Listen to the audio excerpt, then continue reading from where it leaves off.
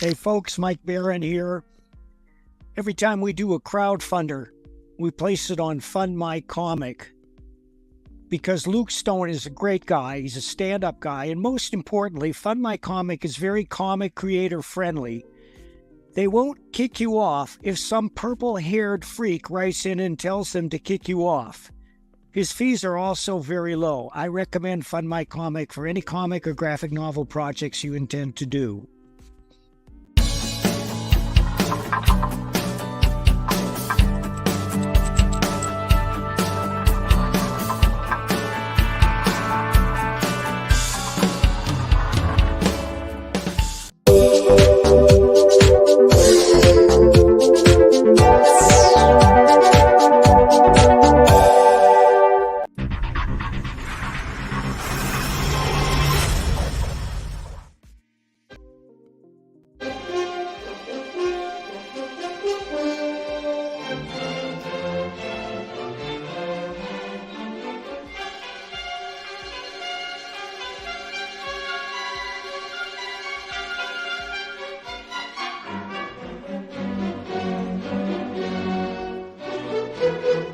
In the middle of the night or early Friday morning, depending upon where you are in the world, a group of experienced comics professionals get together to examine and instruct about the art form that they love. That's great comic artwork on Comics by Night, Fridays at 5 a.m. Eastern, here on the Indie Comics Network, indiecomicsnetwork.com. What was that? This is not a charade.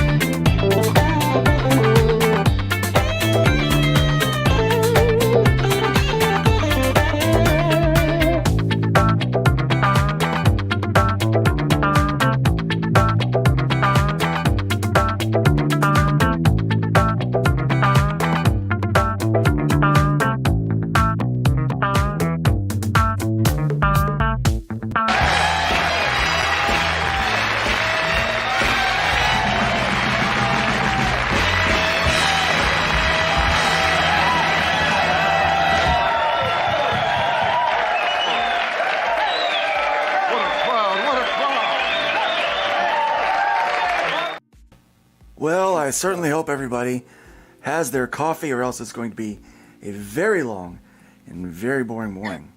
Oh, no.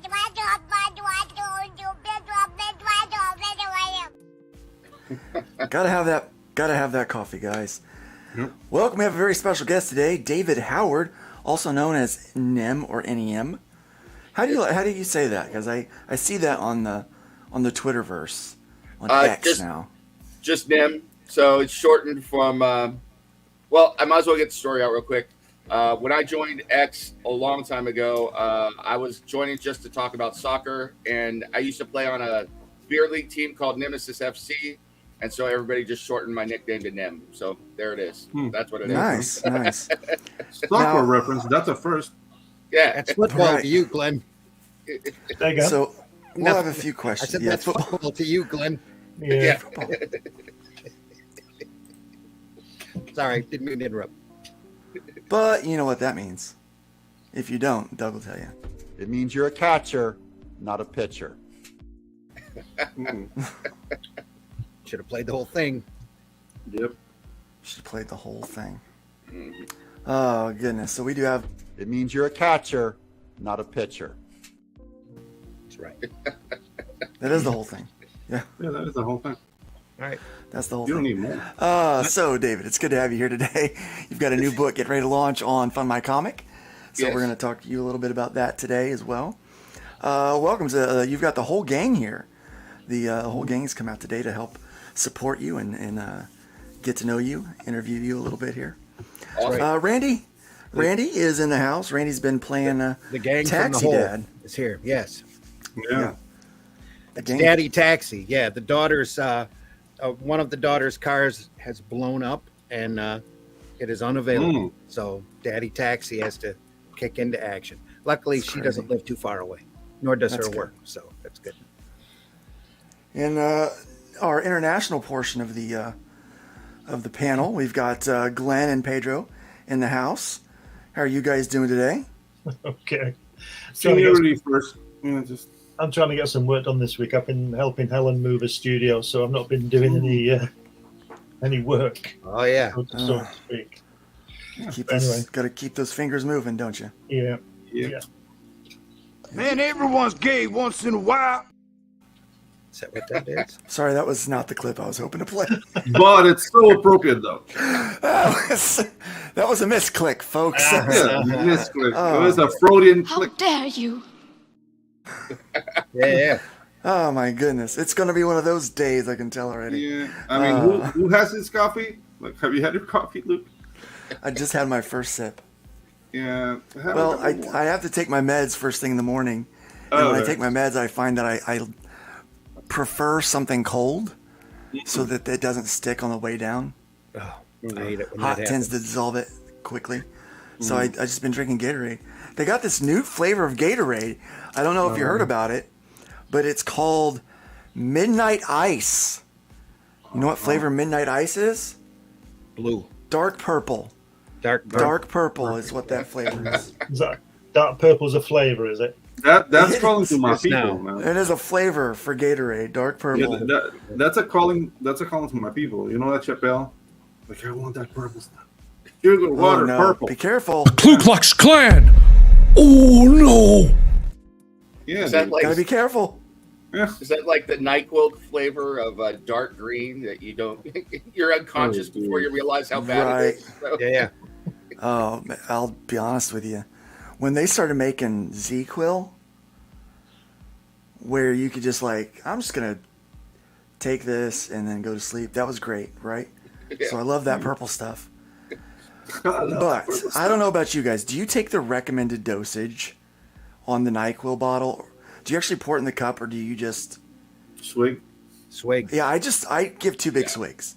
I mean, I take as much down as I possibly can in two swigs, and see There what are clinics. happens. There are clinics that can help you with that, Luke. Like to see what happens. Yeah.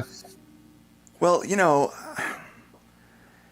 biologically, my family, drugs don't affect very, very well. So they have to really up the amount that they take, which is Okay. bad for an addict because you go broke faster. Yeah, exactly. But it's also bad for, like, you know, when you're in the hospital. On two different occasions, when they've tried to put me under for like a procedure, I've woken up in the middle of it. Oh yeah. Ooh. I know how that goes. That's me too. I got a colonoscopy story for you one of these days. Ooh, well, my first one was a scope going down this end. Okay. The second one was when they were fixing my stomach and they had my belly open, and I'm awake during it. The great. bad part about that one is I was trached, so I couldn't, and I was like kind of still under the paralytic, so I couldn't let them know that I could hear, see, and feel everything. Oh, dude. That's a Hellraiser nightmare right there. You know what? Having your gut cut open is not as painful as you would think. I don't want to find out. The weird part is your organs don't really have nerve endings. A lot, yeah, not a lot. So when she was holding them, and it was when she was sewing that hurt. Like anyway, but, comics. Yeah. You don't need to hear all this. This is a great topic it's weird. for 9 a.m. Hey, we write comics about everything, and so what if I write a comic about? I'm a horror writer as well, so I'm taking notes right now for my next. There we go. Yeah. That spurs up bad memories of when they took my stomach tube out. Yeah, that's always fun. I had a list, or I had a group of interns there, and I says, "Are you going to put me under or anything?" She goes, "No, we just yank it out." I said, "Don't you have to sew up the stomach or anything?" No, it heals on its own. Yeah, they don't do anything with that. Just ready. Poof. Did they at least deflate the balloon that holds it in place? There was no balloon. Oh, mine had a balloon that held it in place on the opposite side. It to me. She pulled it out real fast, showed it. She says, it's going to hurt for a second. Yank. Then she when did you have this procedure, Randy? See, it looks like a little mushroom. I went, oh, thanks. Oh, no, see, did you have this procedure in the Civil War, Randy? I had an 18-inch tube. Pretty much. The war against COVID. At the risk of sharing too much information, I've had it wear off twice. The last time was in the middle of the vasectomy. So. Oh Lord. Yeah. Oh. Yeah. Well, at least it was a good cross. Yeah. No. That goes back to my colonoscopy story, but that we won't get into that. Emotional, damn it. Yeah, that's called being top, sir. Just being top. I got clipped on the way out. Tell me you're old without telling me you're old. Yeah. We talk about our surgeries. Yeah, there you are. Yeah, exactly. Got a scar right here too. Yeah. I'm like, yeah. How bad? Let me tell you about this one time, guys. Yeah, check this out. Well, it's. I think it's gonna be fun today. I think we're gonna have a good time. Do you want me to call you Nem, or do you want me to call you David? I'm good with either one, whichever you prefer. At this point, people have been calling me Nem so long that my wife actually calls me Nem sometimes, which is a little disturbing. Well, that's weird. Yeah. Whisper sweet Nems in your ears at night. I'll say she responds to Mrs. Nem more often, so she'll pop up on streams and everything. It's like, oh, it's Mrs. Nem. So I won't tell you what people call me. This leaves a lot to the imagination. We could take a few guesses, couldn't we? Yeah, couldn't we, folks. I mean, I know what is this in the police reports, Glenn. We're going to be shortening up a lot of our segments this morning, but we do have some news that we would like to share today. So get news. Well, first off, as always, we got to do just a little bit of housekeeping. Housekeeping.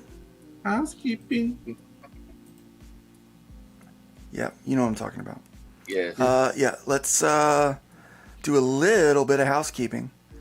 I need to find. Oh, I got so distracted this morning that I've missed a few things in my housekeeping preparation.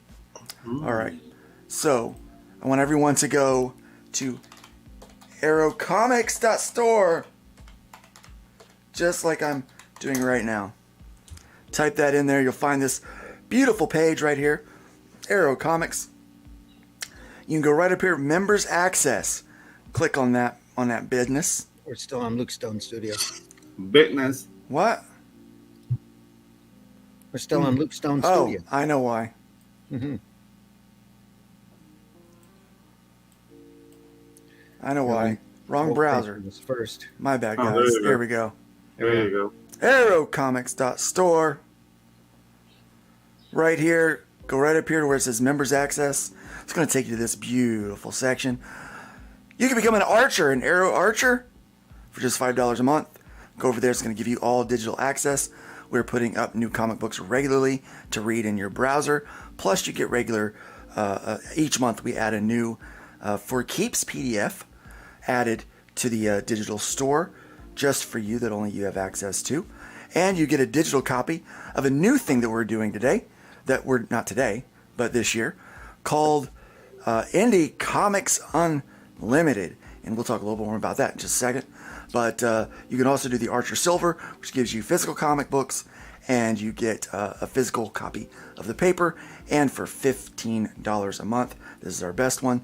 You not only get all digital, you get the 2 back issues of Arrow Comics every month just randomly. But any brand new book that comes out, you're automatically on the list to get it shipped to your door.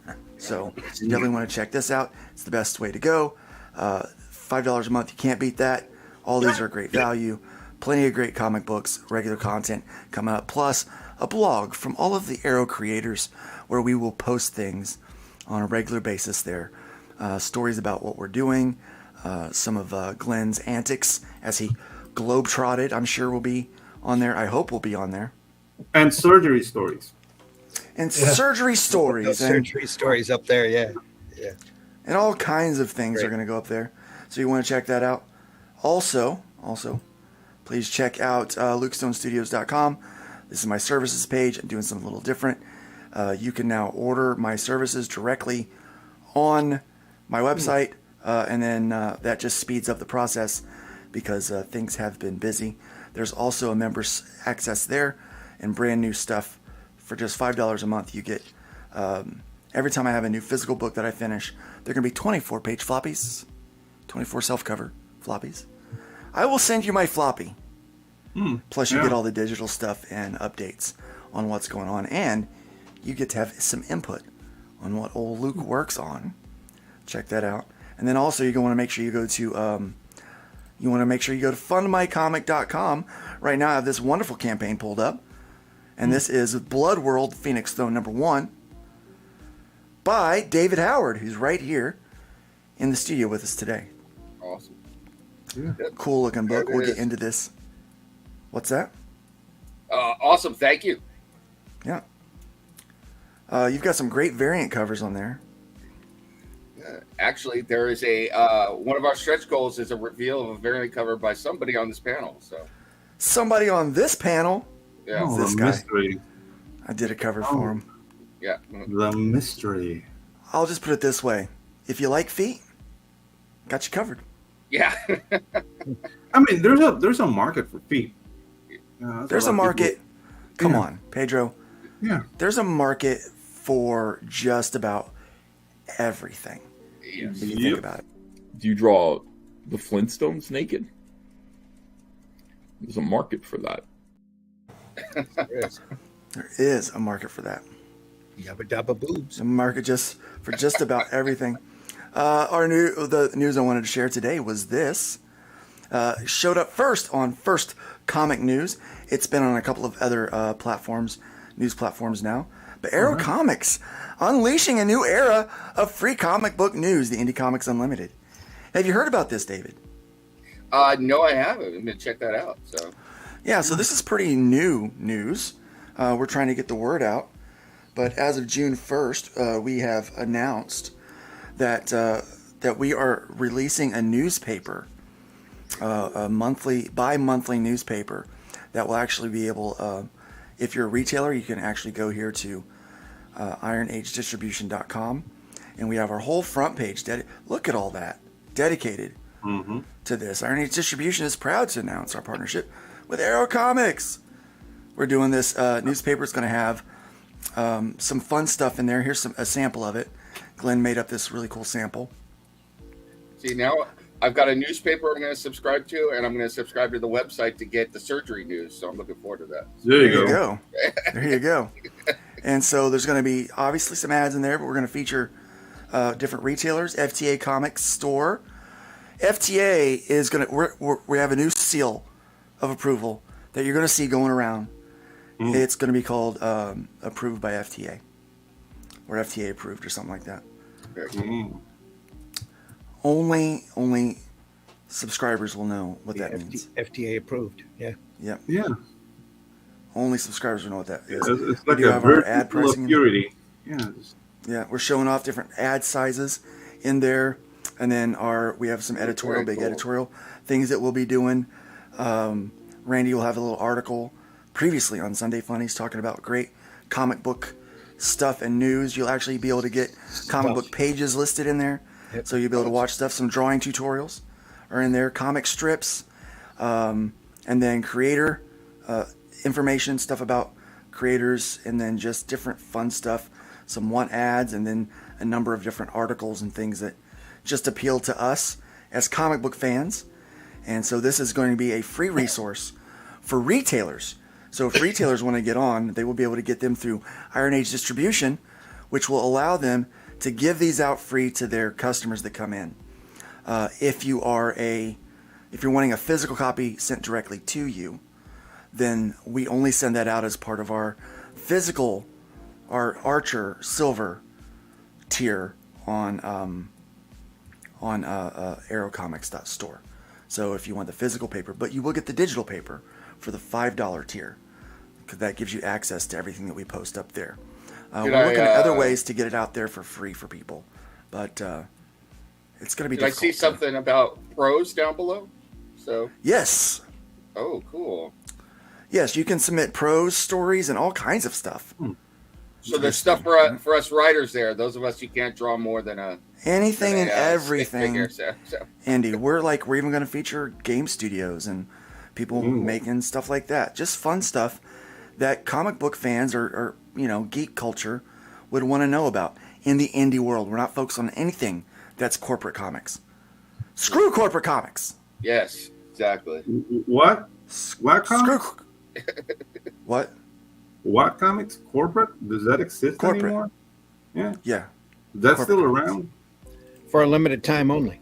Yeah. For a limited time only. All right, David. Cool now. Let's talk a little bit. So, okay. Some people may not know your name, and I know some of the panel here. This is their first time meeting you. So, I'm going to ask a series of fun questions. Sure. That I'm going to need the answer to. Okay. All right. Do I get to plead the fifth, or I have to yeah, absolutely. No? Okay. But if you plead the fifth, we know what the answer really is. Okay. Yeah. Fair. Right. We know. First off, if you could have any superpower from any comic book character, what would it be? You know what? I'm tempted to go with a power ring, but I'm going to go back to my first love, and I would love to have super speed. I got to go with Flash. So Flash. Yeah. And that tells me all I need to know about you. Is that good or bad? So. Your poor wife.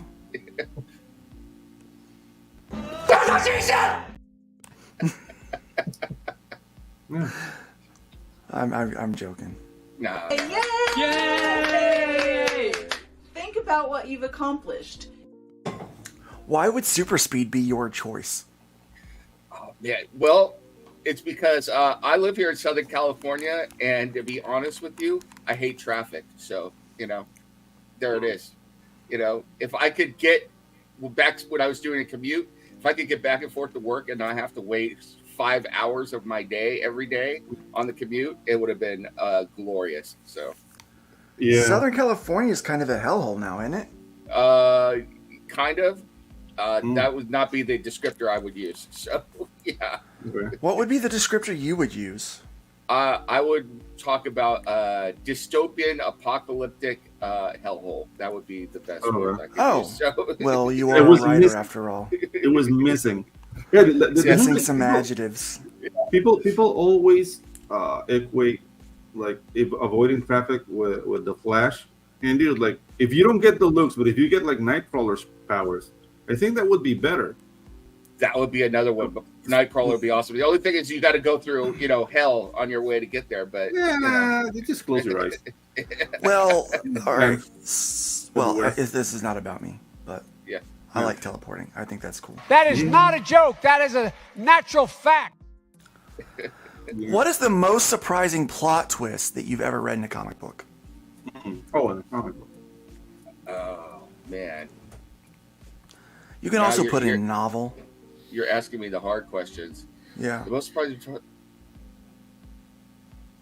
Wow. I'm gonna have to go with a novel actually, and there is a series by Brandon Sanderson called The Mists of Time. Not The Mists of Time. I can't remember. Mistborn? Mistborn, yeah. Yeah. And there is a king that you are told is the bad guy the whole time, and you come to find out that all the bad things he did was to save the world, and so he's doing all this stuff. Great plot twist, great series, great magic system, just Awesome. an incredibly talented writer. So, And they took that plot twist and they gave it to Thanos. yeah. And they started with him being a bad guy and ended with him being a bad guy. Yeah. I have one. They don't know how to do a twist. Yeah, what's that?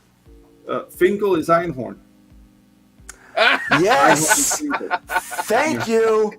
Yeah. Thank you. It's about time someone finally mentions that. Yes. Yeah. And then we all got to Yes. meet Mr. Winky. So yeah. Yeah, Mr. Winky. Yes. And it bothered me because through that entire movie, I was like, she's kind of hot. Well, it's Like, Shen ooh, Yong, she's man. kind of hot. Is that And what the truth she- is that actress really is kind of hot. So, Yeah. but by the end, you were like, she found the beef. We found the beef. We don't want it. Man, everyone's gay once in a while. And there, we finally come back around. We can use that clip in context. Yeah. Glenn is completely lost.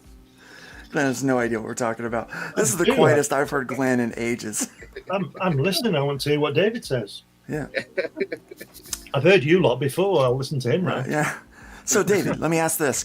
Does your stories have any plot twists that we should be bracing ourselves for? Well, Don't not give gonna- them away. Don't give that away. Don't give anything away, David. Don't. Do you, It's a let me trap. ask this. Do you prefer the twist or the turn?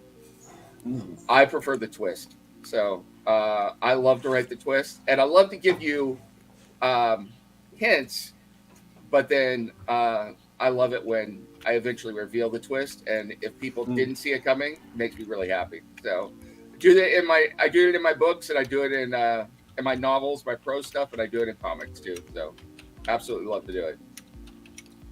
Awesome. So That's I really love cool. to set stuff. I love to set stuff up and give everybody little hints, so that then when it eventually happens, they go, "Damn it!" and then go back and have to reread it and be like, "It was there the whole time." So, You know what? That is awesome. I think I like watching Law and Order because I try to figure out, is this going to be a twist or a turn? yeah, And trying to identify the difference. You'd be surprised how many people don't understand the difference between a plot twist and a plot turn. I enjoy both, but the twist is more fun for me because the twist is all about the reveal. So, Right. And when you finally get to it, that is what I found fun. I think it's because I love writing mysteries, or reading and writing mysteries. Big fan of Agatha Christie when I was growing up. Awesome. So, which is all about that. So we always try to do something a little educational on this channel. And so, let's take a moment, since we've got a room full of writers here. We've all written to some degree or another, right? Let's talk about the differences between a plot twist and a plot turn. So you just pretty much said it, David, that a plot twist, it has a reveal. There's like it takes whatever the plot is and just flips it on its end, but it maintains with the same trajectory of storyline. The plot turn, however, is a little more, is less nuanced, actually. Yeah, it's more linear. Yeah, it's you're starting out doing one thing and something happens and it changes the entire stroke of the story. It's like, oh, I'm going in, like I'm a cop and I'm going in to discover, I've got a call for domestic, and I show up and, I find It's a a dead call. body. Yeah. And then when I find out that it's, now it's a vampire story, right? It's like you turn it, or like, I love this on Law and Order when they start, we're investigating this, and then like, wait a second, we're not investigating that anymore. Now we're investigating this thing over here. And so the plot turn. Sorry, go on. Carry on. Go on. No, you go ahead. I was just going to say that the best turn I've seen on TV was in 24, or when 24 was on. That used to Yeah. That used to turn 360 degrees. It was the plots in that were fantastic. Although I'm not a fan of the turn, I think you're writing a different story. But maybe you're not. It depends what you incorporate to get the turn. Do you understand? Yeah. Okay. A show I'm rewatching right now that turns a lot is Twilight Zone, the original Twilight Zone. Yeah. Yes. Yeah. So you would start off with what you thought was one story, and then suddenly it was something completely different. And people would call that a twist, I think, without knowing. Like they thought, oh, that's a plot. No, that's a plot turn. Mm-hmm. When you abandon what you started with. Yeah. Would you guys consider Eddie Murphy's worst movie ever, The Golden Child, a turn movie? That's only because you don't remember Pluto Nash. Yeah. Pluto Nash. Oh yeah, Pluto Nash. You would know. Yeah. Yeah, Pluto Nash. You would know. Yeah. But The Golden Child. The thing is, like, I was expecting to watch. I remember, like, as a kid, I went to see The Golden Child, and I was expecting like a Beverly Hills Cop style movie because he was a cop again, and then it turns into this, like, I don't know, Tibetan magic demon war story. It's like, wait, what? So would that be considered a turn, or just like a crazy, silly LSD infused script? I think the latter rather than the former. Yeah, I think. Yeah. Speaking of plot turns, let's welcome our chat this morning. We got Wokebreaker showed up first. Welcome, Wokebreaker. Good to have you. There's Russ Leach, the comic book black belt. Good to have you here. And Comic Crusaders, there's a familiar icon for you there, sir. We'll talk about that here in just a moment. That's Al Mega. We've had him on. How did you describe him this morning, Pedro? Oh, like openly Latino. Like, I love it. Openly Latino. I love it. Yeah. And I love the fact that I wish I could be more like that, but I don't represent my people properly. Well, it's because, you're Panamanian. You're a Panamanian. Yeah. You're Panamanian. It's a little different. It's a little different. I don't really represent Panamanians good at all either. Like, Panamanians are like louder. I mean, you may or may not have someone of Mexican heritage on the panel as well. So, there you go. So we got it all covered. So, look. We're not trying to win any. What is it? DEI scores or whatever. No. All I will say is we just love it. Just don't say Latinx. That's all I'm gonna say. So. Oh my gosh, Latinx. Every Latin person that I know is like, I don't like that. Mm-mm. Like even the liberal ones that I know are like, I don't like that. Yeah. So wait a second. So you're in Southern California, and Al is in New York. You both are mid to more conservative leaning on some of your views, which I don't think. I used to be liberal, but they moved the bar, right? I used to be a nice right in the middle, slightly liberal on some things, slightly conservative on other things. Then they moved the bar. So I always find that when you're in kind of these areas that are hotbeds of, like right now, what we would call lunacy, right? Yeah. What's it like to be a moderately minded individual? You keep your head down. So, and I'm being absolutely serious about that. I grew up in California in the 80s, the 70s and 80s when we were still it wasn't a term back then, but it was a purple state thing, And where I grew up, where I live is Riverside, which was surrounded by military bases and agricultural. And so it was more leaning to the right. But then something happened and California went nuts. So, but I will say that there are people who have done stuff in Riverside and gotten their house, vandalized and car bombed and just the whole thing, and it's one of those situations where you look though at the state and, I don't want to get into the whole political thing, but I look at all of our problems and I love my state, which is why we're still here. But it's like, why are we still voting for the same stuff? Let's try something different. It's a beautiful country, right? Yeah. And I think right now, especially during this time of year, every 4 years we come into an election cycle and they're always ugly, right? I think our job as imaginative storytellers. I think our job is more important now than ever. Yeah. You know, in my novel, The Long Game, you know, it's funny you're in Indiana because it takes place in New York and Indiana. But it was all about the fact that the villain in there is dividing people so that they don't want to talk to each other and they all hate each other. You know, they're turned against each other by the devil. So, you know, It's a little too close to home. That's not as much fiction as it is a commentary these days, unfortunately.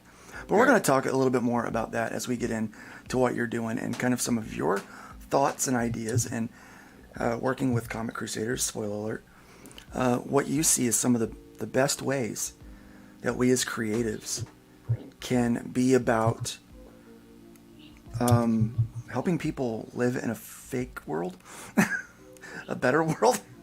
Yeah. At least for a few minutes a day, so that they don't have to just always be bombarded with all of this baloney that's going on. But back to the chat. Welcome, Dreaded Dinosaur. Tried to be here before the show. Didn't seem to be able to. His mic was not working. So welcome. It's good to have you here. Hey. Charge your devices properly. That's why he's not here. And we got Finatra in the house.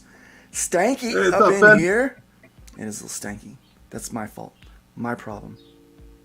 He said, clean it up, fellas. Talk about the NyQuil cup. Chug it. That's right. Nice. I am a fighter in more ways than one. I do like to square off a little bit. And let me see who else we got. We got Katie in the house. Welcome. Hey, Katie. It's good to have you here. Yep. Russ really likes those descriptors you added there. That was great. Thank you. You know, I gotta stretch my writing muscles every now and then. So, you know. Perfect example using one movie, one franchise. A plot turn is Luke going to Dagobah. A plot twist is Darth Vader revealing he's Luke's father. Luke's father, yeah. There you go. So you can have both, guys. They're not exclusive. You love the Golden Child, Russ. We got Boss Brown in the house. Bless Stone Man, thank you, appreciate it. Now I can see Russ going like, I want the knife. Look. Al, if you had any idea of kind of who Al is, Latinx is a made-up word by woke left. Screw them. And he cleaned it up for this. I'm sure he did. You know what the problem with Latinx is? Latinx sounds like you're a Latino fairy. Like you're gonna go floating with little wings coming like, make a wish, Holmes. Like, what? Have you seen the new one they're trying to push now? Latine, putting an E on the end. Latino. So, yeah. Yeah, put an R there and it's latrine. It's not gonna work. Oh, you silly, simple bastard. The thing I don't like is this Latine. The thing I don't like is this cis thing. What's all that? Don't call me cis. Cis sounds like you have to go to the dermatologist to take care of that. Yeah. I see it's going to be that kind of show. I'm going to add a little whiskey to my coffee here for the morning. There you go. Yeah, a little spicy. Little spicy. All right, another question for you. Which comic book universe would you choose to live in? Oh, God. And what would your alter ego be? You know what? I have this discussion with my wife all the time. I think all of them would be, well, it depends. Do I have to live in the cities or can I live anywhere? So you live anywhere, but it can't be a universe that you've created. It has to be somebody else's. Because it's not fair. Because we all want to live in our own little universe. Well, since I'm a fanboy, or I grew up a fanboy of this, I would live in the DC universe. And my alter ego is I would love to still be a comic book writer, but a comic book writer in a comic book universe. And so it's completely meta, and I'm writing about our world in the DC universe. That would be cool. So, that is meta. That's super meta. But I always talk to my wife about this. I'm like, if I'm living in any comic book universe, like traditional ones, no way in heck am I living in any of the cities.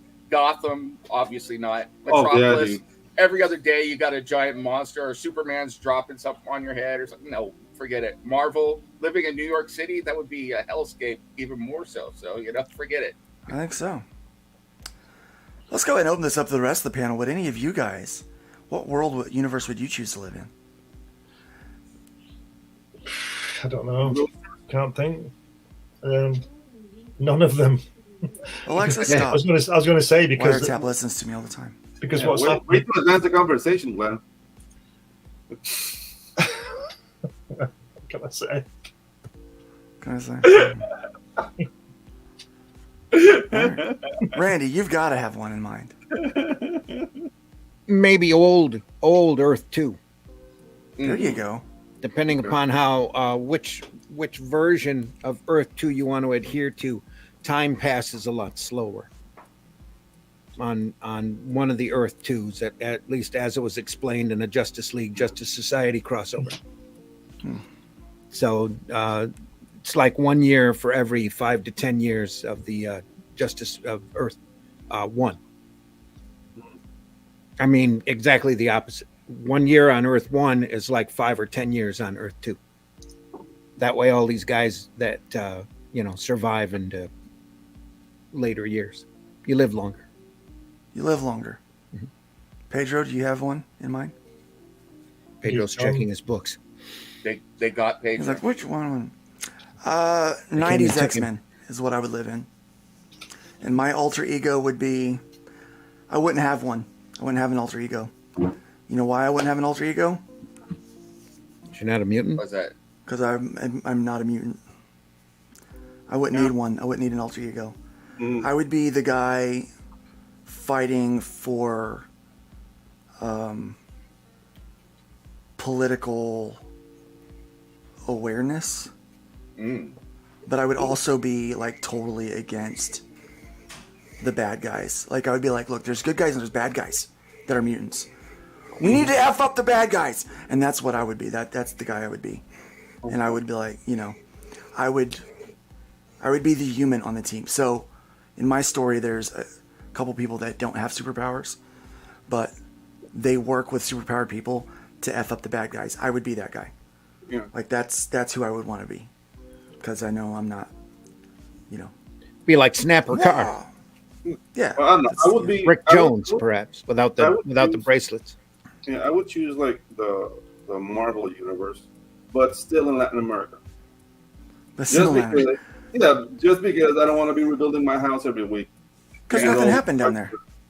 Nothing happens down there in the Marvel universe. Yeah, the Marvel universe, Latin America's like, wow, you see what happened in New York? There's not a thing.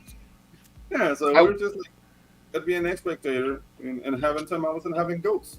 Just like if push came to shove, I'd be in the Marvel universe of the 60s because it would stop people would have to wake up and stop bitching about things when Galactus was coming to eat the place. Yeah, exactly. I will say, just for pure thrills, I wouldn't mind being either in DC or the Hellboy universe and being a paranormal researcher. Yeah. But I don't know what your life expectancy is at this point, especially if I'm like a friends with Sean Constantine or something. I'm probably dead the next issue. So, if you're an agent of the paranormal, like those guys don't last long. The only thing more dangerous than being John's friend is being Captain Kirk's love interest. Yeah. Yeah, but I don't think. I mean, thinking about stuff like that, like how a city being destroyed every week, how would that affect rent? There's nothing to rent. It's been destroyed. Insurance. I am never going to financially recover from this. Like, what if you have like a favorite restaurant? It's just gone. So all you'd have to do is invest a lot into hardware and lumberyard stocks. Yeah, be great. Yeah. Be rich in no time. I always wonder who got the gig after the Second World War. Rebuilding Berlin. Who got that gig? Somebody made a lot of money on that gig, and London and Paris and everywhere else. Yeah, somebody got Corps engineers. I would imagine did a lot of that. Well, Al is giving away my secret. I'd secretly be a ballerina in the Hellboy universe. So there it is. So I hate to bring the room down, but death is profitable. So yeah. That's not bringing the room down. Yeah, it is That's profitable. just stating a fact. So, No, but here's what's going to bring the room down. I have to ask about your ballerina dancing skills. yes. Al that is my daughters. My daughters are the ballerinas, not me. So, Okay. although I did do some dancing when I was younger, but it was club dancing, and I was one of those. I made some money working in the clubs doing dancing, but not that kind of club. Everybody out there, keep your mind clean. So, Right. Sure. Of course. Nobody wanted to see that. So no. Taste the biscuit. Taste the goodness of the biscuit. Yeah. Yeah. Sometimes you can make money with your biscuits. He's out there shaking it. Yeah. Hey, you know what? You got to get that. You got to get your grind going. You shake your money maker. So there it is. Mm-hmm. Yep. Well, it is what it is. Wow. In my 50s now, I think those moments are way beyond me. Only Mrs. Nim gets to see that. So. Well, we all thank you. We all thank you. You're welcome. We'll thank her. Thank me for my service. So. Thank you for your service. We had so we all know the bots on X are really bad right now. And so whenever someone follows me, I always check, see if it's a bot, and get rid of them. And I'm used to a certain kind of bot, a certain leaning, but it is Pride Month. So the bots are the other way now. They're the other way now. And so I'm sitting in the living room with my family, and I get a follow, and I go to check the profile, and up pops the most egregious gay porn that I've ever seen in my life. And I'm like, holy hell, I'm writing a complaint.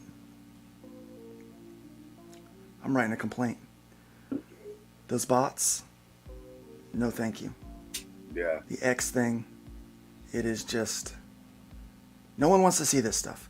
Even like the other, like, hetero porn. No one wants to see this stuff, right? So it's, we joke about stuff like that, but honestly, no one wants to see that on these social media platforms. You're minding your own business, da-da-da-da-da, do-do-do, do-do-do-do-do, shake the biscuit, da-da-da-da-da, and then boom, there you go, you got this stuff right there in your face.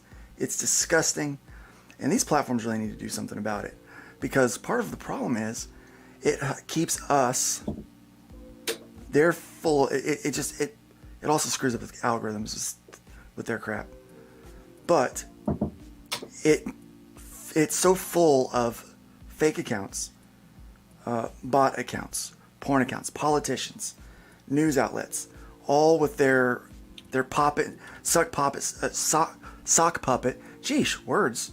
Ha.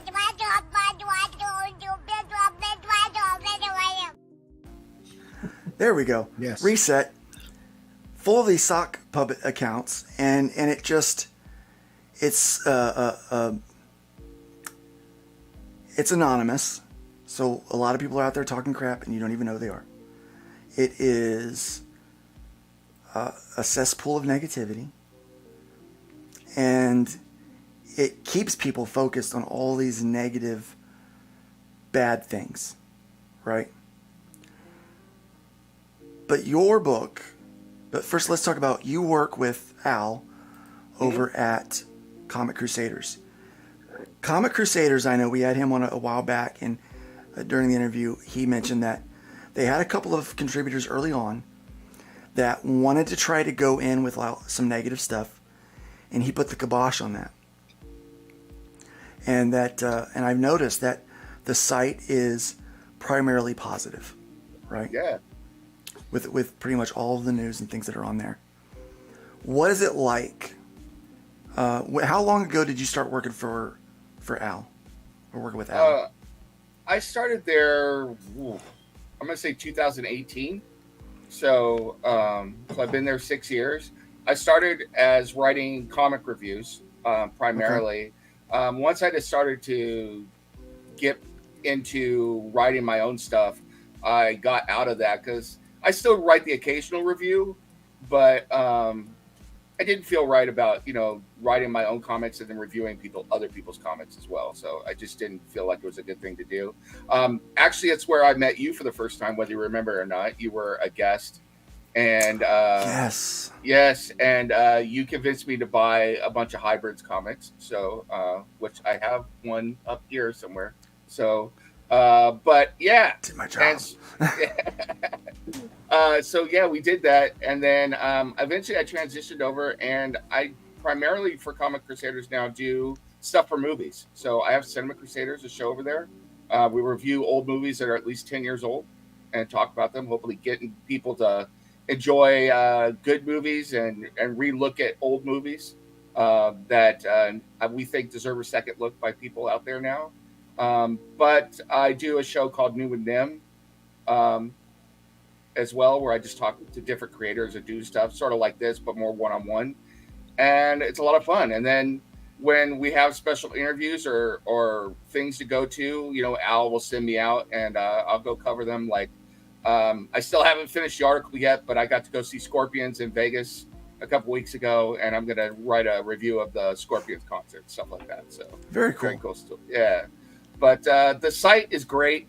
Like you said, it's all about positivity. Do we all have the same, leanings or thoughts about everything? Absolutely not.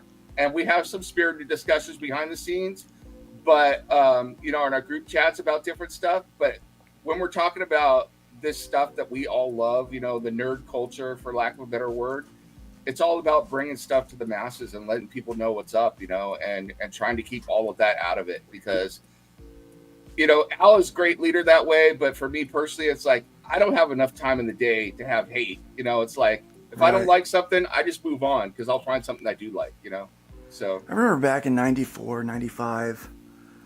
So I'm going to this school, might have been earlier than that. So I moved to a school that, this is my first school moving from classroom to classroom. Mm-hmm. And so you're with different people all day. And we have our lunch hour.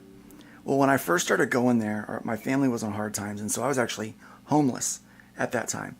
Couldn't let anyone know, because the city I lived in didn't have any resources for families. And so if they would have known that I was homeless, I would have been taken out and put in a shelter. Mom would have gone somewhere, Dad would have gone somewhere. So we had to just kind of figure it out on our own, right? And so I couldn't mention any of the stuff going on in my personal life at all. And knowing that, I like to tell stories, and I didn't want anyone to pry and things like that, I just kind of turtled, and I just absolved into all of, when we had to get rid of our stuff, we moved, I kept comic books, because I could keep those in the back of the van, in the car, or whatever, and read those and enjoy those. It's really the only possession that I could keep. And so that's what I kept. I kept my comic books. And so I was absorbed into those. And I remember having a comic book out at my lunch table, sitting by myself. Because, as a withdrawn kid, going through stuff, you don't talk to people. You don't make friends. You don't talk to the teachers. We didn't have a lot of money. Sometimes I'd have to wear the same clothes twice in a row. And I would get made fun of, get picked on about some of those things. And so it was rough. But I remember sitting there with a comic book, and someone come up and started talking to me. Sat down and started talking to me about comic books. This kid named Hilton Turner. Little skinny black kid, right? I'm a big white guy. He's a little skinny black kid. We're talking about comic books. He pulls out a comic book. Oh, have you read this one? And we start talking comic books. Next thing I know, a couple days later, we've got somebody else joining our table. And then we got this girl. We had a girl join the table. Woo. It was pretty exciting. We had a girl join the table. But she wound up becoming one of my best friends during high school, during that time of my life, And so I had an outlet and a way to connect with people during this very, very difficult time in my life. And sexuality, race, gender, we didn't care a lick about politics back then. But none of that stuff, where you grew up, what kind of house you lived in, none of that mattered. And it was good that it didn't matter. All that mattered was comic books. I know a lot of people have similar stories of how comic books united them with someone or something. What's your story? How did comic books kind of have... Tell me about your story with comics. Yeah, sure. Well, the way it got started was when I was a kid, I was sick a lot. And eventually I found a way that helped with that. But, and I was homesick. I was like 7, and my dad brought me home my first comic. It was Superman Flash comic. So, we were talking about the Flash, and, and I got into comics from there, and my dad would bring me comics home to read when I was homesick or whatever. And besides that, I was already reading novels and stuff like that. So I was known as the kid who had his head in a book all the time, either a comic book or a regular novel. And it was kind of the way, you were talking about. It was the same way for me. It was kind of an escape. I grew up in a rough neighborhood, and for me, I'm mixed race, white and Hispanic. And so I got picked on by both sides all the time, and I was small, So I ended up getting a sense of humor, and then also to create my own worlds, and eventually that led to us talking about all sorts of things, to include comics and D&D and all these things, and I kind of grew from there, and I was writing. But then comics took me other places. It's been a journey for me. So when I got into high school and middle school, like most teenagers, you have teenage angst. I know that's news to everybody. And I got into Marvel. I'm not saying that Marvel is only angst, but it feels like it is a lot of time, especially back then. It definitely had that vibe, didn't it? Yeah. So, like, David mentioned something that sparked a memory, because I was camouflaged in my nerddom, because I was like a basketball player, as I was like in the school team and whatnot. So nobody knew I was really a nerd. Yeah. But I remember like the D&D, when D&D started. Well, it started like way before my time, but I discovered D&D like in '86. And there was this friend of mine, he got his ass kicked because he bought like the Monster Manual or whatnot. Like, I'm a nerd, and whatever, it was the '80s. Bullying was. And the teacher gave him a speech which was very akin to, what were you wearing? Like, why do you bring that book here? Like, don't you know it's going to call the wrong kind of attention? And I don't know, like, how things change. Like, now it's like completely acceptable. It's kind of weird. Yeah. Nerds haven't learned that. Nerds today. It almost kind of sucks, though, a little bit. Yeah. Because now the things that, like, the cool kids would try to, like, push you down with, now they're doing it in our nerd culture. Yeah. Yeah. Pisses me off. Yeah. Pisses me off, because it's like, look, you had sports, you had everything else, then you come in here to comic books because you realize that they were really awesome and that games were awesome and all that. Yeah. And now you're trying to create a class system here too. And what's worse is the people that were nerds and picked on and had that a lonesome table in the lunchroom, that now they're here and they see that they can have some power, and they try to hoard that over and wield that over people. And it's just, it really breaks my hope in humanity at times. But then I come across guys like you, guys like Al, guys like ones on the panel, and the people in our chat that make me realize that those people are not really the majority, that the majority is us quiet, because we were always quiet. We were always silent when they were picking on us. We were always silent at the comic at the lunchroom table. We just kind of let the bullies be bullies. We're not prone to fighting back. We have other ways of doing that. I have this discussion with people all the time, though. It's like, one of the best things about nerd culture for the longest time was that the only arguments we had was who would win a fight between Superman and Thor, or something like that, or what's better, Star Wars or Star Trek, it was like that kind of stuff. Or whether the things... Never mind. Yeah. Have you heard like drawing schematics because you're fighting over who would win, like a Star Destroyer or the Enterprise? Of course. Well, they have phasers, open torpedoes, and they have lasers. Like, guys, none of this exists. But hey, let's have the discussion. Yeah. So that friend I mentioned, Hilton, he's not doing comic books anymore. He's not right. But what he doesn't realize is that he really sparked my creativity a lot because we started writing our own stories and creating our own characters. And we would have arguments over whose character was best. Oh, wow. And so we would try. Now, we always had the rule that you had to have a weakness, right? You had to have at least one weakness. I love that. I love that, by the way. Good. Yeah. Good. So we would try to create characters that had awesome powers but had weaknesses. Yeah.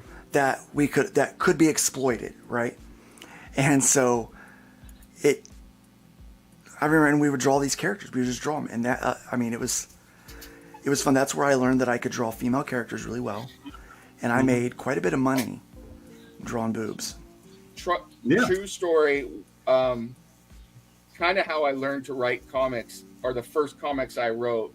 There was this kid that my mom babysat after school, and he and his brother, and his name was Derek Ramos, and we were like 8, 9 years old, and he was good at drawing. He used to draw these figures that looked like a cross between Legos and stick figures. They were really cool.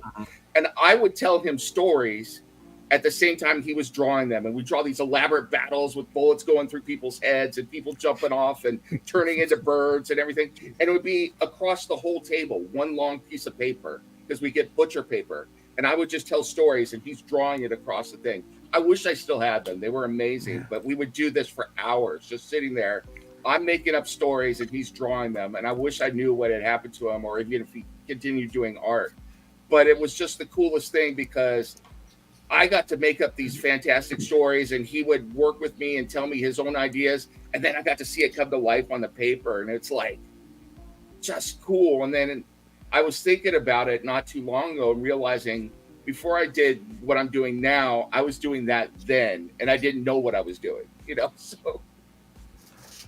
I didn't sign them because I didn't want to get caught. But I just wanted the money. I just wanted the money. But look, there's a concept. Remember, I was homeless. Yeah, you can make a book called Tits of Stone. Yeah. I like The Thing with tits. Mm-hmm. But that's when I realized I was good at drawing these comic book girls, and and then so my teacher started to invest in me. Remember, I had an art teacher says, "Well, let's see if you can draw anything besides that." And the rest is history. That's cool. No, it's history. You guys had encouraging teachers, man. Like all I had one who was like, "What are you doing?" Finatra would like to know what kind of white you are. Did you see that comment? Yeah. Finatra. He's so funny. My mom's family is, or is that a joke? What kind of are white we going are back you? to that? It's a joke. It's a joke. Yeah. It's a joke. What kind of white are you? Well, you can have one. I'm just standard white. Yeah. Like standard white. Just standard white. Yeah. European. So, speaking of white, standard white, this thing, I had a funny theory, okay? I started realizing, so I have not watched women's basketball ever. Never been interested in it. We're going there. Until Caitlin Clark. Here we go. Until Caitlin Clark. Because this girl is exciting to watch. She gets in there. She is top in rebounds, assist, 3-point mat. Like, she shoots from way outside of the 3-point line. I mean, she's an all-around good player. She is, like, right now in, like, the top 5 in her second month of being a WNBA player. Like, her stats are amazing. Of just 2 months of being in the league, right?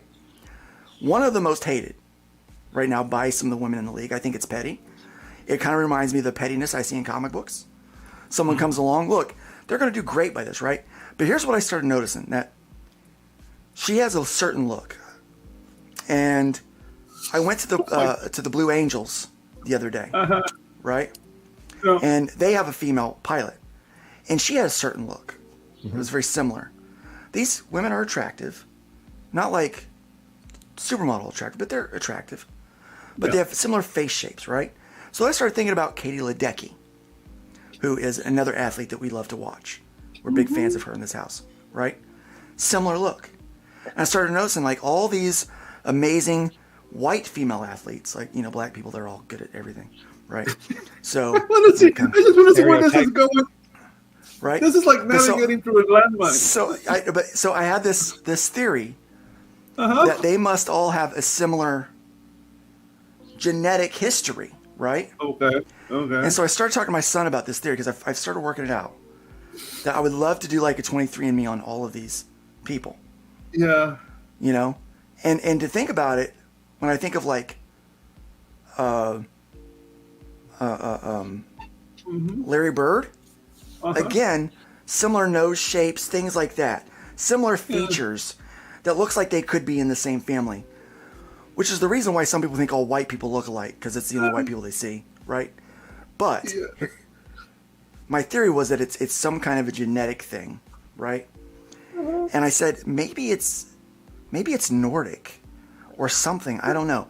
So it got my son interested, and he started looking it up. That if there's any particular race of white people that tends to be more athletically inclined, and there is. He found. No, I'm not going to stop, Pedro. I'm talking about my people. There is. And it was the Nords. It's the Viking people. It's the far northern European people. I would be surprised to find out if these extremely talented athletes probably don't have some Nord in them. That's my thing. I can put your research to the 1930s and you know? So Finatra, thank you for asking what kind of white Nem is, because that reminded me of that conversation I had this week. Well, since I'm naturally angry and warlike at times, and I was in the army, I guess that explains why I'm Germanic background on that side. So. I don't know, like that whole thing. Like I'm gonna flip it and play this song I love called Die Kronister March. That was used in Indiana Jones. It's not the Germans. It wasn't the Germans. It was the Nords. Yes. The Germans are Teutons. Yeah, the Germans are Teutons. The Nords. They're Teutonic. So yeah, it's like doing that spiel and going behind like that.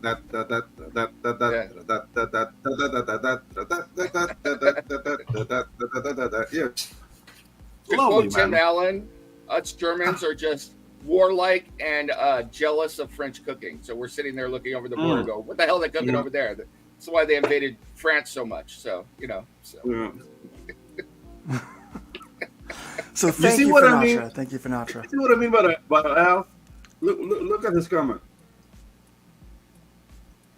Yo soy 100% boricua Isabela, huepa. Like, dude, I would love to be that Latino, man. Openly Latino. Yeah, openly Latino, man. God bless you. See, here's the thing. I think what makes us different is what makes us exciting. I really do. Yeah, I really exactly. do. But thank you, Finatra, a very white guy, by the way, asking what kind of white you are. Made me think of that. So I guess all of my white superheroes are going to have Nord backgrounds. Except for Clarence. And Clarence is an Irishman. He's a Mahoney. There you go. He's a ginger. He's a ginger. You know, he didn't start out as a ginger. He didn't start as a ginger. I started out with brown hair. And Patrick made him a ginger based on his name and just the look. He thought he would look better as a ginger. And didn't tell me. He just sent him over, and I'm like, hey. I have a white question. Okay. What's the country with most gingers? Is it Ireland or is it Denmark? Oh man, I don't know. I'll tell you what it is. It'll be Denmark. It'll be Denmark. Denmark? Because but the Scottish were invaded by the Vikings and all that lot, and they went across the There you go. Yeah, but they're in the coldest weather, so they populate faster. Yep. What's that? Against Northern European. Northern European. Look, I'm okay. I'm not a peon. I'm not a peon. I'm definitely not a peon. We've really gone.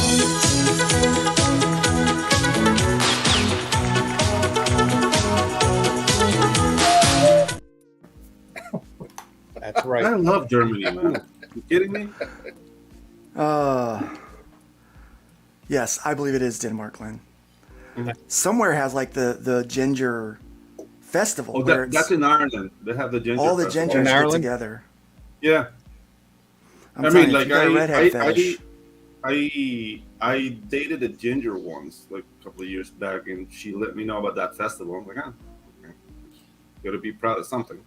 But yeah, like it's in Ireland they have like the ginger festival. so you tell these stories, like we've been telling stories this morning, Going back. and Will eventually you be have available on our blog too, by the way. yes, By the way, what Luke just did there is called a turn, a story turn. A turn. Yeah, exactly. the twist would be if Nem revealed himself to As a be a ginger. secret ginger. Yes. Yeah. Well, my mother was a ginger. If he would have been like, well, my mother was a ginger, that would have been a twist, a plot twist. Yes. But what I just did was a plot turn because I'm turning to storytelling. Yeah, please. David, you've been a lot of fun to hang out with this morning. You're a fun guy. Yeah, dude. I think more Fun people guy. are going to want. I think more people are going to want to have you on their shows, man. This is you just kind of go with our morning mayhem Hey, that we produce here. I'm having a great time just hanging out, and I love to just sit around and talk. And I don't know if I can say it, but I'll say shoot the ish. So I'll keep the shoot the ish. Yeah, so The ish. but it's a good I stuff. like that people are calling people bishes now. Why? Because That's why. That's Exactly. I've got a question for David. Quickly. Yes. In your opinion, the greatest soccer team ever? Ever? Ooh. Ever. Ooh. International or club? International. I'm going to say 1970 Brazil. Get in there. Perfect Mhm. answer. Pele, Rivellino, Jairzinho, Tostão. Yeah, that's the one. From a purely American perspective, I would say not the greatest, but the greatest story was our 1950 team against England, and then that was a fluke. That wasn't the it wasn't the greatest team because I'm gonna enjoy it. But I will also say, and I'm going to throw you a bone here. I love to watch the old clips of '66 in England and Bobby Charlton and everything. So Okay, now if we're going that route in history, what do you think of 1960 Santos, the Brazilian club where Pelé played when he was 15? they were good. I'll tell you a story about Pele, who played for Santos. Do you know that he was when he broke through in '57 in the World Cup, when he scored in the World Cup final twice, when he was 17, the rumor went around that AC Milan were going to buy him. And move him to Europe, and apparently he wanted to go because Brazilian football wasn't a great standard overall. But the then president of Brazil, whoever that was, made Pele a national treasure, and he wasn't allowed to move. Yeah, Pele was very good. What's your thoughts on Man U? My thoughts? My favorite Man U era is the 90s because I love Eric Cantona, and I can't get enough of him at Leeds when he did a karate kick over the boards into the fans, which I think is great. But no, my friends and I used to emulate Cantona all the time and go around with our collars up while we were playing. So, Nice. Yeah, Cantona was and Ferguson was a great manager, so loved it. So good times. My favorite team in England though is actually Wolves. So Derek Dugan. Well, speaking of Man U got to get back to this topic. Yeah. Yeah, definitely. Nice. I mean, Glenn take it somewhere. So we've talked about your love of comics, kind of where you came in with that, with writing and working for as doing reviews of comics and stuff. I also write a comic series for ASAP Imagination in the UK. Oh, very cool. Yeah. So you write something, okay. And we've talked about your love of football. Yep. European football. Yep. What we call soccer here in the States. Yeah, you're the only ones that do. All right, so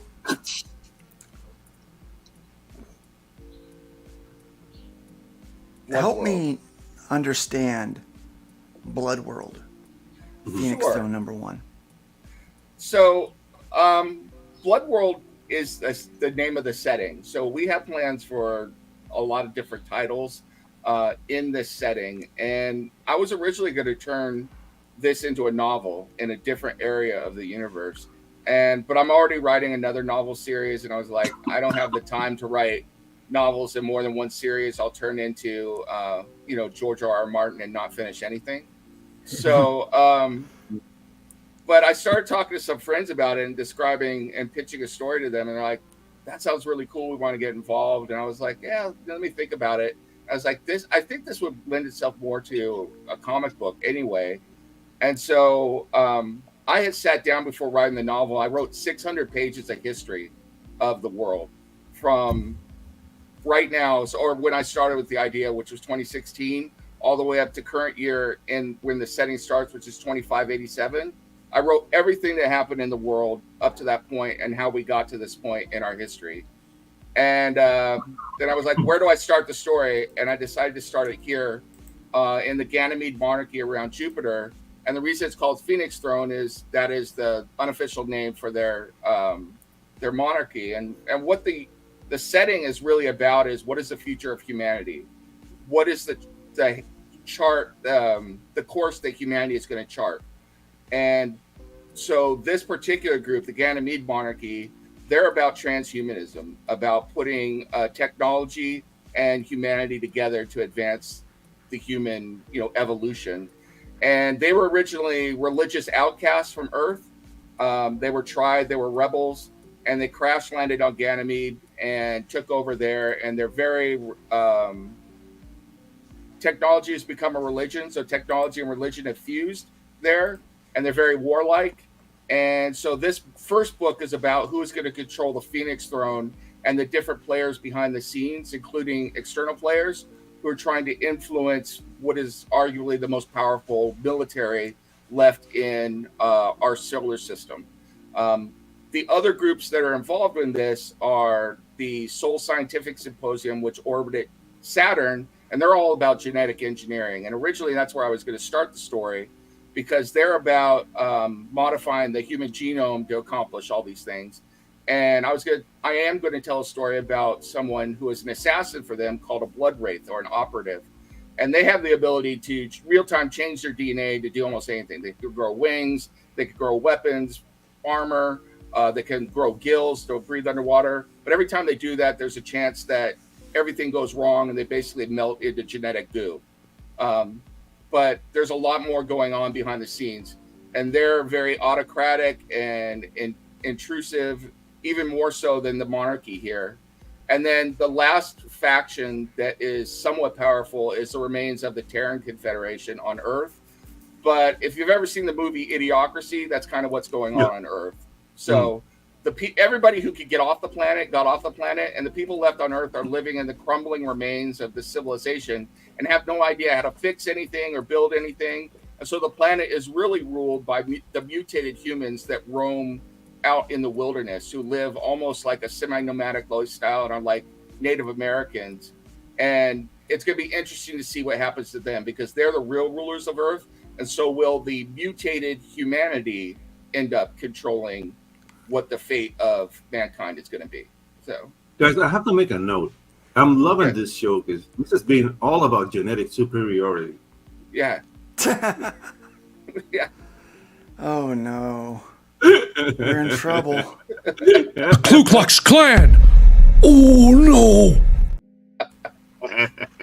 So, but yeah, I mean, this whole idea came to me. I think my wife always says the most dangerous thing is when I'm watching something and I'll start putting my finger on my chin and going, "What if?"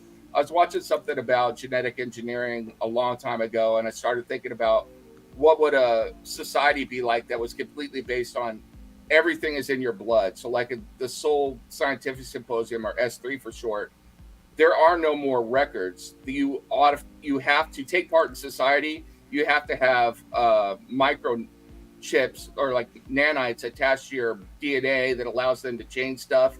All your banking records, your social security, everything's stored in your genome through manipulation of the genes and everything. But that means the government has control over that as well. And if you can't, for some reason of no fault of your own, your body rejects that, then you're basically you're at the lowest caste of society. And in that society, 87% of the population can't even take part in society. So they're relegated to doing these horrible jobs and everything else. And so that's a powder keg waiting to happen as well. So basically humanity is on the brink of, where are we going to go from here? Yeah. So I did segue a little bit today with the whole genetic stuff on purpose. No. On purpose. So what's funny is, Pedro's reaction to all of it is what's funny to me. But if we were talking about black people, you'd be perfectly fine. We start talking about white people, it gets really uncomfortable. And the thing is, like, that to me, it's that what's funny is it really shouldn't be. You know what I mean? But the way when I was going over the material for your campaign and reading some more stuff about this universe that you've created, like, I think in simple layman's terms, what I saw it as is basically 3 different factions that are trying to determine what the best outcome and how to save the human race is going to be. Because everybody thinks they have the right idea. And it reminded me kind of something very similar with the Fallout show. How it's like, you've got all these different corporations, and they said a line in there that everybody thinks that their way is the right way, right? And so, it's super relatable because not only do we see that every day on TV, but we see it in comic books, we see it in business, we see it. Everybody thinks their way is right. You see it at work. You go to work and it's like, well, here's how you fry the hamburger. Well, I like to do it this way. And then people will fight over which way they think is the best way. And there's unintended casualties with each one of these little fights that break out. And I kind of see that in your storytelling. And that though you have this big overarching kind of battle thing, the thing that's kind of driving it all, you're able to zoom down in on some of the bit of humanity. Absolutely. Now let's talk about a couple of the characters before we call it a day. Sure. So you've got this Queen Catherine. I'm not going to say that other name because I don't know how to pronounce it. Isobet. Isobet. So tell me just briefly about her. So she's the current ruler of the Ganymede monarchy. She's the one sitting on the Phoenix throne. She's the one everyone is aiming for. And you'll notice that she's got a lot of names there, a lot of titles. And those all mean something, and you will find out about those as the story progresses. I think the one I would point to most right now is the prophetess of technology, because technology and religion are so intertwined in this society. She controls technology through a give and take relationship with the church of technology called the Ecclesiastes, which is risen. And so what does that mean? There's one scene in the book where she's walking by people and she's got technology, implanted in her that forces everyone else to kneel if she wants through her sheer will. What does it mean to live in that kind of society? But she's got all of these other titles and as well. And then this is her uncle, Duke Evgeny Rasputin Svobodtskarnev. He is named after a Russian instructor I had in college. So believe it or not. Real quick. You know how I know that you're Mexican? What's that? Because you give everybody 4 names. Yes, well, of course. There you go. I just Good tease. point. Good point. But you know, like it's just giving me echoes, and I know now, like everybody supposedly knows Dune. So now a Dune fan is like supposed to be like on a bandwagon. But I've been reading about those books my whole life, and what you're saying about the prophetess of technology, it's giving me an echo to the Bennett Playlex. I don't know if you read Dune, You but are the Bennett. You are right on, sir. You okay? Cool. Very cool. I just felt that echo right away, like how they mess with genes and how their view of the world is very like a prophetic technological society. So really cool, really cool. So this is the Queen's Rasputin here is the Queen's uncle. Correct. That's the Queen's uncle. And so he is the second main character in this first issue. And I'm not going to spoil it, but you will find out more about his relationship with the Queen and then what he is up to by the end of the issue. And he's going to be driving a lot of the plot forward as well. I hope he's trying to kill the Queen. I hope he's trying to kill his uncle. And then this is the Queen's cousin. So it's a family affair. Yeah, and he's Baron Dominic Victor Alexander Chabot.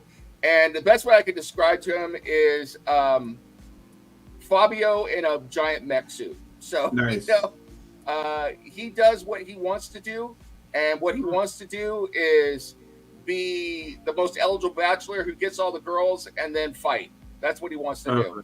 And so so he's a Thor. Yeah, and he makes the Queen, he drives the Queen nuts. And he causes her a lot of problems. But the question is, when push comes to shove, is he going to be on the Queen's side or not? So, sir, you have me intrigued. Why did you choose Leon as a new Leon? Or is that obscure? Couple reasons. One is that I wanted him. I came up with coats of arms for all these people, and I wanted him to be a lion, so New Leon. So to give you that sense of there's a feudal aspect to the Ganymede monarchy, and he's a lion of battle and all that type of thing. So so he lives in a floating city called New Leon. So have you read about the Huguenot Rebellion? Yes. So I don't know, like if there was a hint to that into the story, it was like, wow. I don't know, like your story, sir, is sparking all these questions in my mind, which is something great. It's not many stories do that. That's cool. Thank you. I mean, all of that is in there, and in fact, that one panel that you put up with the one with the red armor. These guys, they're Hindu, so Hindu religion, and they're the ones that control agriculture. So. They're beating off an attack there, but it's like they're holding the food supply over the Queen all the time. And how is that going to eventually roll into it? So it's religious, political. It's it sounds very much like a Star Wars or a Dune epic kind of thing. Yeah. When people ask me to sum it up, I tell them it's basically Dune and Game of Thrones put together. So nice. Yeah. Yeah. And the thing you mentioned Hindu, and he's fighting with a chakram there, so that's a very appropriate weapon for the region. So yeah, exactly. Really well done. This is very cool. So, what makes this story so important to you to tell? Like I mentioned before, I'm a horror writer, but my other big love is science fiction and fantasy, and I've always loved Dune. So you picked up on that right away. And I would tell my wife all the time, is like, if I could write something half as good, or come up with a world half as good as what Frank Herbert did in Dune, I would die a happy man, Yeah. And so when I started building on this story and coming up with this concept, and then I wrote the history, it just came alive for me. And that's what makes it so much fun, is like, I've got all of these stories to tell. One of the taglines I used to sell people that want to write in this universe, I said, there's 300 billion people living in the solar system. There's 300 billion different stories to tell, from huge political high level stories to just a story about a criminal who is making his living stealing technology from Earth and trying to make a living that way. You could tell a comic book story about that. And that's what I think it makes it so exciting, is that this is my alternative history of Earth, and I want to tell this and explore it while at the same time exploring ideas that I want to talk about. I'm not going to slam you in the face with what my ideas of, humanist society and everything. I want to just give people thoughts on what the possibilities are and let you come up with your own ideas. But one of them is, far in the future, what happens to all these factions if an external threat comes into the picture at some point? Mm-hmm. So, what do they do? So, very cool. That's Very awesome. cool. I'm intrigued. And props on making it up to 5 names. Yeah. That's awesome. Yeah, 5 names, it's greedy. I think 4 is the limit. You're just taking too many names. Too many names. Make some names for the rest of us. Yeah. So I first learned about that part of the Mexican heritage when I worked, and I was a manager for a store, a auto parts store, in a location that was primarily Hispanic, right? And so when I went in and I would hire staff, I was always like, well, which name do I call you? Like they go, you got, one guy said, you got 4 to pick from, go for it. And I was like, most of them have seriously? a nickname too. Yeah. I was like, and that's the nickname is what we wound up calling him. So, but I fell in love with that culture. Well, I Very think much all our of us, culture. Very much. all of us have at least one Uncle Chewy and one Uncle Nacho. So Yeah. Like you meet a guy who's like, Juan Jose Barria Estrada. Like, how should I call you? Chivo. Call me Chivo. Yeah. Right. Call me So Chivo. yeah. So a friend in high school that I really liked, his name was Ignacio. Ignacio. And, the white people in Indiana, Hoosiers, us Hoosiers, have a hard time saying Ignacio. Yeah. We got to think about it. But we can say Nacho real easy. Nacho. Yeah. Because we love nachos. So he said, just call me Nacho. And so we call him Nacho. But he was always good for a laugh. I could tell stories all day about Nacho. He was always up to some kind of antic. We got in a lot of trouble together, and I did enjoy that. It was fun. It's always funny because it's true, though. It's like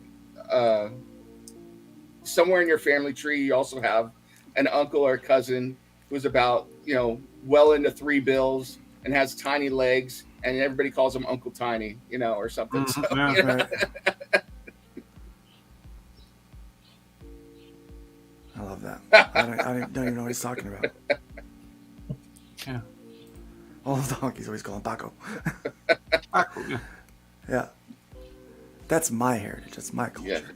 Yeah. Just not being able to pronounce names. That's my heritage as a Hoosier. I cannot pronounce names. Yeah. We had this British guy that started coming to church, and we always wanted him to read the Bible verses. Duncan, read the Bible. It sounds so good with your accent. Yeah. So he had to suffer our idiocy with that for a while. But I love doing all the names for the characters, though, too, because it's one of those pretentious royal things. I mean, I apologize if anybody takes that the wrong way, but royalty always has 8 million names in the titles and everything. It is pretentious. Yeah. So. Yeah, when I was reading these names during the approval process for your campaign, I was like, "Come on, seriously? I don't even know if that's spelled right. How can I even check?" I was like, "Holy crap, that's a long name." Yeah. And and I was like, coming from a guy named David Howard. Yeah. I was like, I love playing with names too, though. So for instance, Isabet is Spanish. It's like a derivative of Elizabeth, and there's Queen Elizabeth in England. So if you want to get a hint on what she's dealing with and what she's like. Oh, okay. Nice. So, So it's a word thing, a name. Yeah. So there's a Mary. So you leave clues. in places like that. So you're that kind of writer. Very cool. Yeah. Very cool. Or like Dominic Victor Alexander. So Alexander the Great, Dominic Dominion. You know. Okay. I love to do stuff like that. I see where you're going with that. Yeah. You got some. You're only looking to raise $250 for this. Your goal is pretty low. Yeah. Well, you have it set up as an all or nothing. I think you're going to make the. Yeah. You should probably move to keep it all. Okay. Well, the book is already done, so we are completely finished and ready to go. All right. This is, I wanted to make sure that we had something we could deliver and get it out there, and so this is for publishing costs, but we've got some stretch goals that we want to do. I mean, if we bet the ultimate one, I don't know if we will, but if we get to the last stretch goal, which is 10,000, we're going to print little minifigures because we have a plan to do a 40K style game based on this universe. Yeah. So, and release. Well, I think the universe lends to that based on what you've told me today. And I think people will really enjoy it. And heck, the way Games Workshop's going with 40K, there's a lot of disaffected 40K players out there that are looking for something. So. Oh, if you make that game, I'm a food hogger. I just want to starve people. Yeah. Yeah. So 25 backers and 100% funded. If you get 100% funded, there's another alternate. There's a second alternate cover. Yep. By yours truly on there. Yeah. And I'll be pushing the crap out of that because I want people to buy that cover. Yeah. I had fun doing it. It was a lot of fun doing it. It's very cool. Guys, plus, I will say that the character you draw got a great come and get it look on their face. So yeah. Love it. Yeah. I like drawing pretty women. Yeah. Why shouldn't we like doing that? It's nice. Absolutely.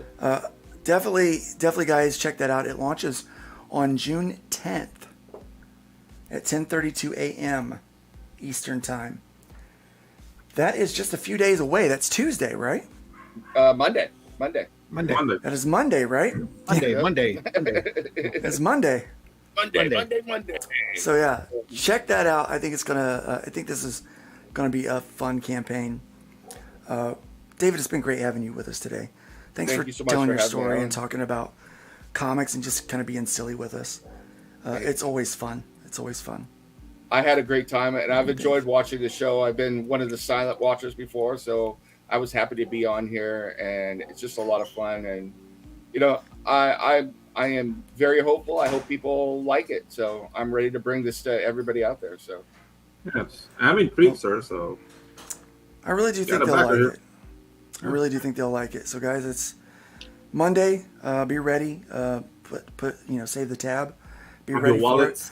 Start looking for the emails coming out, and make sure to support David, support Nem in this project he's working on. Get absorbed. Get absorbed in somebody else's political turmoil rather than your own for a little while. So yeah, the book is done. It's all you need is a print cost, right? Yep, and you're ready to ship. Yep. There you and we go, got guys. we got some merch in there. We got a campaign exclusive T-shirt, and then we did something fun on the back cover. I love those old ads that were on old comics. So instead of sea monkeys, we have space monkeys on there, and we did some stuff with stickers and a shirt there. And I'm kind of looking to see if I can do something else with them, but I got to figure it out. So I would love to. One more question: how many pages is it?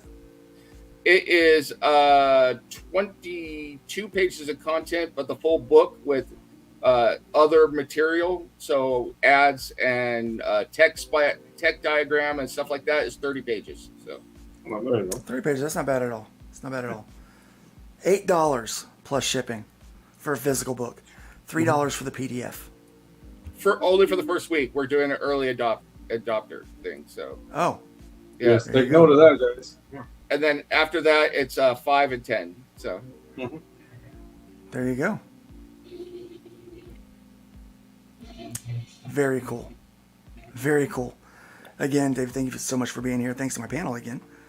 Glenn, Pedro, Randy. Yeah. These guys are normally very quiet when we're talking to a guest. So polite, you guys. You inspire me. Professionals, consummate professionals. Yeah, these guys. You guys bring so much to the show. You bring so much. I think the audience, let them know how much you love them, because I know I do. I appreciate them being here every week, and I appreciate you, audience, for being here. Everyone in the chat, we thank you so much for stopping by today. Please don't forget to go check out arrowcomics.store, lukestonestudios.com, fundmycomic.com, fundiverse.com, and ironagedistribution.com. We're promoting a lot of crap over here today. My goodness. Anyway. It's not crap, guys. It's just my life. Oh, you silly, simple bastard.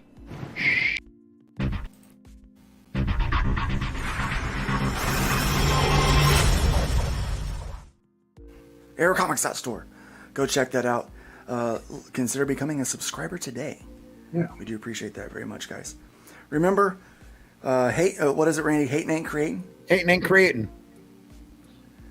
Build up more than you tear down. Be positive out there. Be positive out there. Build up more than you tear down. And you know what? Leave the woodpile higher than you found it. And be careful out there. Let's be careful out there. Let's be careful out there. We had a 187 at the 7-Eleven on the corner of 4th and Main. Two Caucasians of the male persuasion put a bullet through the cashier's brain. Moving on, I see a 211, half a dozen 459, 218 W's a DTA, and several miscellaneous crimes. Homicide.